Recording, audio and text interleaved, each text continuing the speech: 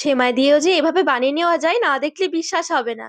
সেমাই আমরা হয়তো অনেকে অনেক রকম ভাবে খেয়ে থাকি, তবে একবার এরকম খাস্তা বরফি বানিয়ে দেখুন, রেখে অনেকদিন খাওয়া যায়, দারুণ লাগে খেতে।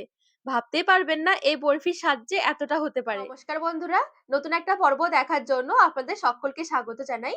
আজকে বানিয়ে দেখাবো সেমাইয়ের বরফি।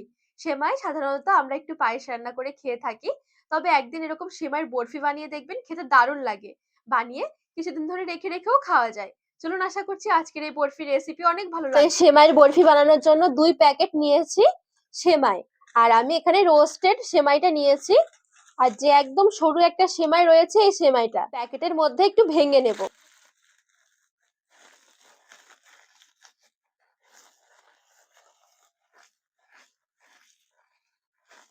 এবার একটা বাটির মধ্যে নিয়ে নিচ্ছি।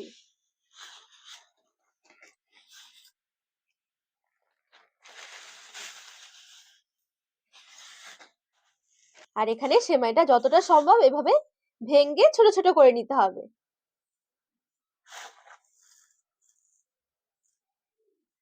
আর এই বরফি বানানোর জন্য একদম এই সরু সেমাইটা নেবেন, তা না হলে লাচ্ছা সেমাইটা নেবেন। একটা সেমাই যেটা একটু মোটা মোটা আসে, শক্ত শক্ত, সেটা দিয়ে কিন্তু বরফি সেরকম একটা ভালো হবে না। এবারে গ্যাস ধরিয়ে একটা কড়াই বসিয়ে দিয়েছি। কড়াইয়ে 2 থেকে 3 চামচ ঘি নিচ্ছি। 6-7টা কাঠবাদাম একটু কুচিয়ে নিয়েছিলাম। সাথে দিয়ে দিচ্ছি অল্প একটু কাজু বাদাম কুচি। একদম হালকা নেড়ে চেড়ে একটু ভেজে নেব।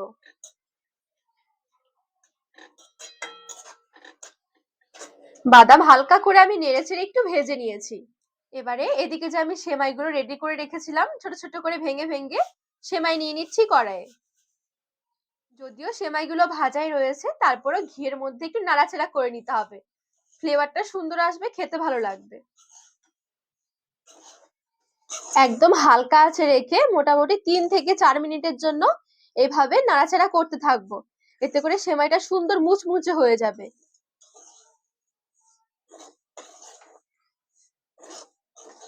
সাথে কয়েকটা আমি কিশমিশ দিচ্ছি। সামান্য একটু লবণ দিতে পারেন।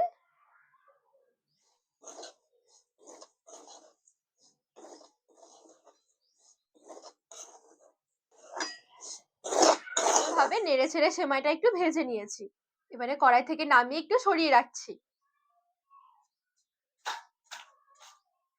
একই কড়াইয়ে নিয়ে নিচ্ছি 1 বাটি চিনি। যদি চিনির মাপটা বুঝতে অসুবিধা হয়, সেমাইটা একটু মেপে নেবেন। যদি 2 বাটি সেমাই হয়, চিনি হবে 1 বাটি। সাথে দিচ্ছি ফ্লেভারের জন্য এলাচ গুঁড়ো। 2টো এলাচকে আমি একটু গুঁড়ো করে নিয়েছিলাম। যে বাটি মেপে চিনি নিয়েছি, সেই বাটি মেপে হাফ বাটি দিচ্ছি জল। যতটা চিনি ঠিক তার অর্ধেক হবে জল। এবারে নেড়ে চেড়ে চিনি গলিয়ে রসটা একটু ফুটিয়ে নেব। চিনি গলে গিয়ে সুন্দরভাবে রসটা দেখুন ফুটে উঠেছে। রসটাকে আরেকটু পাক দিতে হবে, একটা তারযুক্ত শিরা বানিয়ে নিতে হবে। তো এখানে মোটামুটি 1 থেকে 2 মিনিটের জন্য মিডিয়াম আঁচে একটু পাক দিয়ে নিয়েছি। এখন কিন্তু বেশ একটু ঘনই হয়ে গেছে। এ পর্যায়ে একটু চেক করে নিতে হবে। আর এই দেখুন, ঠিক এরকম একটা আমাদের চিনির রসের দরকার হবে। এ পর্যায়ে ছোট প্যাকেটের 2 প্যাকেট গুঁড়ো দুধ দিয়ে দিচ্ছি। ভালো করে মিশিয়ে নেব।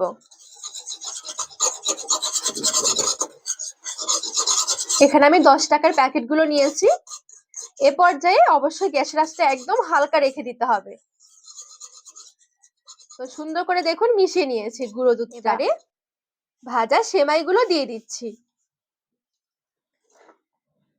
গ্যাসের আঁচটা বন্ধ করে দিচ্ছি আর নেড়ে চেড়ে মিশিয়ে নেব।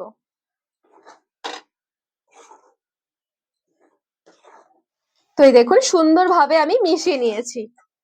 এবারে কিন্তু বরফিটা সেট করতে হবে। এদিকে একটা আপ্পাম প্যানে আমি অল্প একটুখানি ঘি ব্রাশ করে নিচ্ছি। বরফি সেট করার জন্য আমি এই আপ্পাম প্যানটা নিয়েছি। চাইলে কিন্তু আপনারা বরফি থালার মধ্যে নিয়ে কেটে কেটেও কিন্তু বরফিগুলো তৈরি করতে পারেন। তো আজকের বরফিগুলো ঠিক আমি এরকম একটু গোল গোল শেপ দিতে চাইছি, সেই জন্য আমি এই আপ্পাম প্যানটা নিয়েছি। অল্প অল্প করে আমি একটুখানি পেস্তা কুচি ছড়িয়ে দিচ্ছি।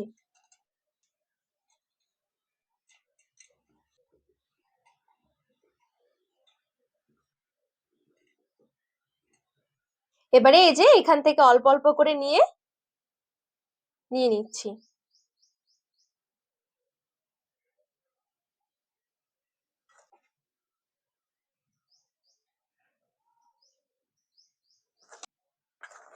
এই কাজটা কিন্তু অবশ্যই একটু তাড়াতাড়ি করে করতে হবে, না হলে এটা আবার জমে যাবে।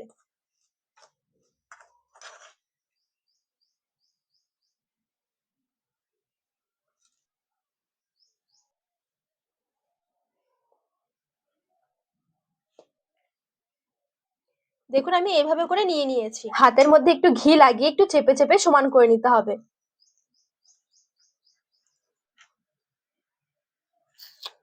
তাছাড়া কিন্তু চাইলে আপনারা ছোট ছোট বাটির মধ্যে একটুখানি নিয়ে সেট করে নিতে পারেন।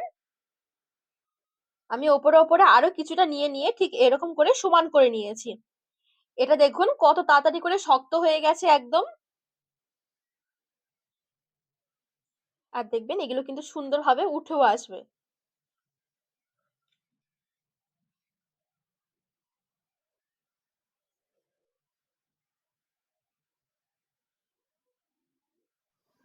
বরফিগুলো সুন্দরভাবে তুলে একটা প্লেটের মধ্যে সাজিয়ে নিয়েছি। দেখুন কতটা সুন্দর লাগছে দেখতে, আর কত অল্প সময়ের মধ্যে বরফি তৈরি রেডি হয়ে গেছে। ভালো করে ঠান্ডা করে একটা এয়ারটাইট কন্টেনারে ভরে রেখে দিতে পারেন।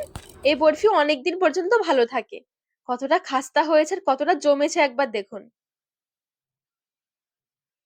খেতে দারুণ লাগে, একবার বানিয়ে দেখুন। তো বন্ধুরা আজকে এই সেমাইয়ের বরফির রেসিপি আপনাদের কেমন লেগেছে অবশ্যই কমেন্ট করে জানাবেন। আর রেসিপি ভালো লাগলে চ্যানেলটিকে সাবস্ক্রাইব করে পাশে থাকার অনুরোধ রইল।